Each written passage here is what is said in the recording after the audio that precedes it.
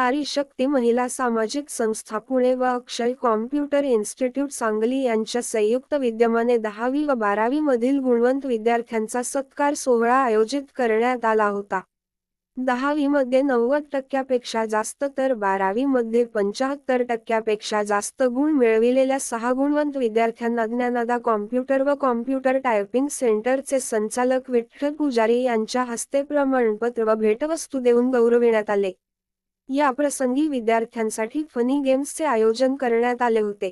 यातील विजेत्यांना बक्षीस देण्यात आली। यावेळी प्रास्ताविक भाषणात श्री. रवी जेरे सर म्हणाले की नारी शक्ती महिला सामाजिक संस्था महाराष्ट्र राज्य या राज्यव्यापी संघटनेची स्थापना लोणी भापकर तालुका बारामती, जिल्हा पुणे येथे करण्यात आली असून राज्यभर या संघटनेचे सभासद होत आहेत। महिलांनी सर्व क्षेत्रात पुढे यावे याच उद्देशाने ही संघटना कार्य करीत आहे। सध्या राज्यात सर्वत्र विविध शिबिर, इव्हेंट्स, प्रशिक्षण घेतले जात आहेत। संपूर्ण राज्यातील ग्रामीण व शहरी भागातील सर्व महिला सदस्यांनी पुढे यावे व सभासद व्हावे यासाठी संस्था प्रयत्नशील असल्याची माहिती रवी जेरे यांनी दिली।